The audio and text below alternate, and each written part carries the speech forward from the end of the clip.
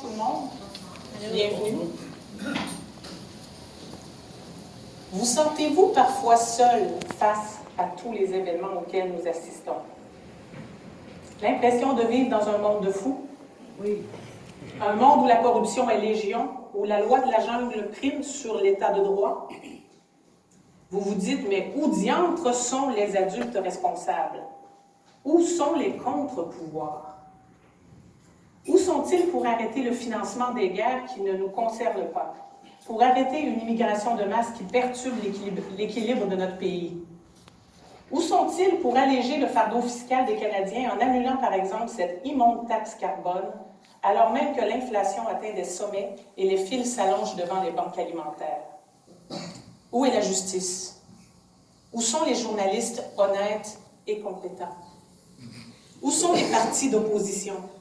Où sont les syndicats qui avaient jadis à cœur l'intérêt général? Où sont les organismes publics indépendants, comme le CRTC par exemple? Semblerait qu'il ne reste qu'un seul contre-pouvoir, pouvant combattre ce système dirigé par de cyniques carriéristes corrompus. Moi, j'ai pas peur du mot « corrompu ». Ce contre-pouvoir, c'est vous, c'est nous, c'est la population. Je pense que nous ne pouvons compter sur personne d'autre que nous-mêmes. Nous avons la chance d'avoir un parti politique au niveau fédéral qui souhaite défendre les vrais intérêts de la population, le PPC. Merci, Maxime Bernier. Cependant, au-delà des représentants politiques, je pense que c'est le citoyen qui doit désormais s'impliquer, confronter les élus et exiger des comptes. Maxime Bernier et plusieurs représentants du PPC font un travail admirable pour mettre en lumière les politiques néfastes des élus, mais je pense que lorsqu'on arrive à un niveau de corruption comme celui auquel nous faisons face, il faut absolument que la population se mette en action. Je vous encourage bien sûr à adhérer et militer au PPC. Cependant, être citoyen est suffisant pour exiger des comptes à vos élus. Il est temps que chacun d'entre nous s'y mette. Comme vous le savez, la transition écologique est en train d'être implémentée au Québec. L'UNQ, l'Union des municipalités du Québec et les municipalités constituent un des joueurs clés pour nous emmener dans ce nouveau monde. Le combat se trouve à tous les échelons, mais je pense qu'il se joue particulièrement au niveau local en ce moment. Alan de Souza, le maire de Ville-Saint-Laurent, fait partie de l'opposition officielle à Montréal. Il se dit opposé à l'extrémisme écologiste de Valérie Plante, étant de droite, mais en même temps, il a fait publier une brochure titrée « Plan d'urgence climatique 2021-2030 ». Toute une opposition. Il fait aussi de son cheval de bataille d'inciter toutes les villes du Québec à créer des parcs solaires comme il est en train de le faire lui-même à Ville-Saint-Laurent, tout près d'ici. Concernant le plan d'urgence climatique, ici, si vous le lisez, je suis certaine que tout vous semblera a priori bien inoffensif. La façon que ça a été rédigé, peut-être même positif. Cependant, déjà, quand on parle d'urgence climatique au niveau municipal, on est en train de vous dire que tout ce qui sera inscrit dans ce plan deviendra prioritaire par rapport aux autres besoins de la société.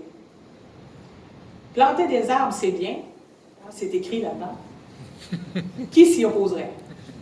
Mais quand la population commence à avoir du mal à se nourrir, est-ce bien cela qui devrait être la priorité absolue?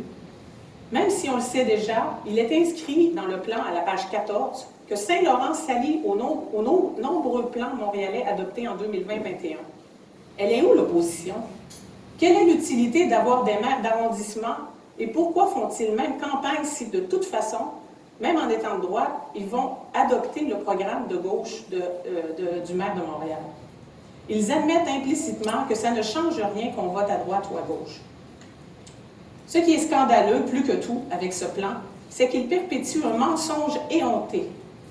Tout le monde sait dorénavant qu'il n'y a que 0,04% de dioxyde de carbone dans l'atmosphère et que le CO2 est un composé essentiel à la vie. Si on pousse le raisonnement plus loin, à force de les écouter, on pourrait presque croire, en fait, que l'objectif du plan est de nuire à la vie. Un article du Daily Mail n'a-t-il pas d'ailleurs titré cette semaine que les scientifiques affirment que respirer est désormais mauvais pour l'environnement. Ouais. Est-il vraiment nécessaire d'argumenter davantage? La majorité, le climat n'est qu'un prétexte pour contrôler. Pour la majorité, le climat n'est qu'un prétexte pour contrôler les populations. On commence à le comprendre. Je pense que c'est plus un secret.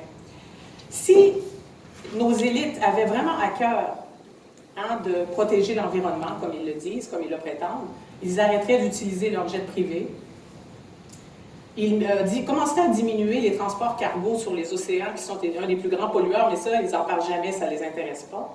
Et ils commenceraient aussi, comme de grands scientifiques l'ont dit, à assurer qu'il y ait de l'eau potable partout sur la planète. Ça, c'est un vrai problème. On apprend aussi dans ce plan que Ville-Saint-Laurent a bénéficié du financement de la Fédération canadienne des municipalités. Quand on commence à regarder ce sujet-là, je vous dis, vous pourriez passer un mois et vous n'auriez pas fait le tour. Il y a l'UMQ, il y a le FMQ, il y a le CIS, il y a 4 ou 5 organismes au niveau fédéral qui existent et provincial et qui semblent n'avoir aucune autre utilité que de donner des subventions aux villes du Québec. Donc, on apprend que Saint-Laurent a bénéficié du financement de la Fédération canadienne dans ce guide. Ces subventions ont pour objectif d'intégrer les actions de réduction des émissions des gaz à effet de serre propres aux activités administratives et opérationnelles, blablabla. Bla, bla, bla, bla. Preuve de plus ici que votre opinion n'a aucune importance lorsque vous choisissez vos élus s'ils acceptent ce type de subvention. Le maire Alan de Souza l'a même admis lorsque je l'ai confronté. Il m'a dit exactement comme je vous le dis. « Madame, toutes les autres villes le font. » En parlant de l'implémentation de l'obligation, par exemple, de collecter le compost. Comme si c'était un argument recevable. Ce petit homme, car oui, il faut être petit, ne comprend pas que son mandat consiste à travailler pour la population, et ce, contre vents et marées. Contre la propagande, contre les unions de toutes sortes, contre les autres paliers de gouvernement, et ce, même si le monde entier souhaite qu'il fasse le contraire. Concernant le projet de parc solaire du maire de Souza, quelques articles sont apparus dans la presse pour étayer le projet, mais aucune information n'est donnée sur l'origine des fonds d'investissement, sur les arrangements dans les contrats faits entre les entreprises privées impliquées et le gouvernement, aucun détail sur d'éventuels retours sur investissement pour les contribuables. Aucun détail, voilà. En fait, aucun journaliste d'investigation ne fait enquête sur ces initiatives, malgré que nous vivions déjà dans un pays riche de son énergie hydroélectrique. Il y a pourtant de quoi se poser des questions quand on connaît la puissance du cartel écologique mondialiste dont font partie le tsar de l'environnement John Kerry ou encore le propagandiste Al Gore. Les partis politiques comme Ensemble Montréal, dirigeant Ville-Saint-Laurent, utilisent la technique qui consiste à faire dire une chose à un responsable politique et au même moment faire dire le contraire par un collègue.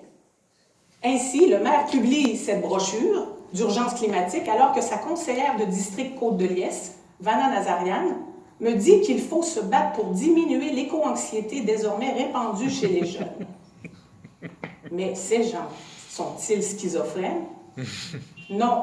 Ce qu'ils font, c'est simplement ratisser large et donner l'illusion qu'ils se soucient réellement du bien commun.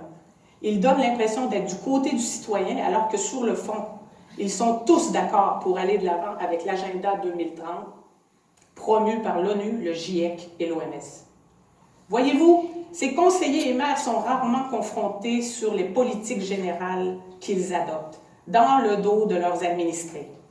Les gens voient les conséquences des politiques mises en place, mais ignorent leur origine. Par exemple, ils vont se plaindre de ne plus avoir de stationnement en face de leur immeuble, sans savoir que c'est l'UMQ et son directeur général, Jean-Philippe Boucher, qui encouragent les villes à réduire leur parc de stationnement pour s'adapter au climat par la réglementation. Imaginez, l'UMQ donne en exemple cette politique adoptée par les élus du plateau Mont-Royal pour qu'elle soit adoptée par toutes les autres villes et arrondissements et districts. C'est écrit noir sur blanc dans le guide. Même chose à Saint-Laurent. Mettre en œuvre des actions afin d'inciter les citoyens à réduire leurs déplacements avec des véhicules à essence. Donc moi, je suis allée passer une soirée à la mairie de Saint-Laurent et j'ai vu défiler une dizaine de personnes qui venaient se plaindre qu'il n'y avait plus de stationnement en face de leur immeuble. Il n'y en a pas un seul qui avait vu ça, évidemment. Voilà. Donc, nous devons donc éduquer la population sur l'origine des problèmes auxquels ils font face. Nous avons un double rôle qui consiste à confronter nos élus et à contrecarrer la propagande. Je vous invite donc à vous documenter. Ayez toujours avec vous le document du Global Climate Intelligence Group contenant les plus de 1600 signatures de grands scientifiques du monde entier qui déclarent qu'il n'y a pas d'urgence climatique. Allez vérifier sur le site de votre arrondissement ou de votre district si un plan d'urgence climatique comme celui-ci ou de transition écologique a été mis en ligne. Forte chance que ce soit le cas. J'ai vérifié quelques villes au hasard, Boucherville, Brossard, Laval, et c'est le cas pratiquement partout. Prenez rendez-vous avec vos élus, suivez-les sur les médias sociaux, confrontez-les et mettez-les face à leurs contradictions, dénoncez leurs politiques et rendez-vous dans les assemblées mensuelles, intervenez le plus souvent possible sur X ou autres plateformes de médias sociaux. Il nous faut les exposer. Vous savez, eux se préparent depuis des années à prendre les positions de pouvoir. Prenez par exemple Alexandre Warnett, conseiller municipal à Laval-des-Rapides. Il a travaillé toute sa vie pour des organisations ultra-écologistes et fort probablement subventionnées par des institutions mondialistes. Suffit d'aller voir sa page LinkedIn. Les Verdunois sont aussi mal pourvus. Marie-André Maugère, maire de Verdun et membre du comité exécutif responsable de la transition écologique de Montréal, propage le mythe de la crise climatique sur sa page X. Et presque personne ne la confronte. Elle se dit, entre autres, très fière d'avoir reçu le directeur exécutif du C40 Cities, vous connaissez? Le Britannique Mark Watts, autre organisation mondialiste financée par le très controversé milliardaire George Soros. Nous devons exiger de Mme Maugère qu'elle cesse cette propagande et qu'elle se range du côté de la population. Si nous sommes nombreux à les exposer et à les confronter, ils commenceront à réfléchir avant de trahir l'intérêt général. Il est aussi important de dire à vos élus que vous les soutiendrez s'ils dénoncent le canular climatique. Il faut admettre que ça ne doit pas être toujours facile de s'opposer à la doxa dominante, surtout quand les voix dissonantes sont tellement rares et censurées. Soutenir les personnes courageuses devrait être une priorité absolue pour nous, car elles sont très rares au Québec, dans la classe politique, pour ne pas dire inexistante. Il faut désormais que de simples citoyens se présentent aux élections municipales, provinciales et fédérales. Les agents de l'État profond ont compris depuis très longtemps l'importance d'occuper des fonctions de pouvoir. Il est temps que les citoyens honnêtes, n'ayant pas d'ambition carriériste, comprennent que s'ils n'occupent pas des fonctions de pouvoir, ce sera toujours les opportunistes carriéristes et amoraux qui les occuperont. Si vous avez l'intention de vous présenter contre votre maire actuel, faites-vous connaître. Nous devons établir un réseau de résistance fonctionnel et efficace et surtout nous engager malgré que nous ayons d'autres obligations familiales ou professionnelles. Si vous avez peur, parce que vous vous dites « Non, mais moi, j'y connais rien », tout ça, dites-vous bien que même si vous êtes un peu ignorant sur certains sujets, votre honnêteté sera toujours mieux que quelqu'un de corrompu. Donc, il faut vraiment qu'on arrête d'avoir peur. Si vous ne pouvez pas vous présenter, soyez au moins le caillou dans le soulier de vos élus. Ne les lâchez pas.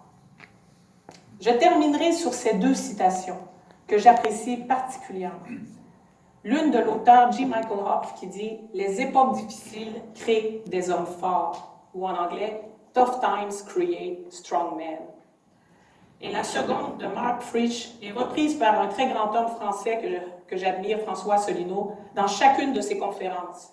Il dit « Pire que le bruit des bottes, le silence des pantoufles ». Soyons donc à la hauteur de l'époque difficile que nous traversons collectivement. Soyons des femmes et des hommes forts. Vive le Québec, vive le Canada, vive le PPC et vive la résistance. Merci tout le monde.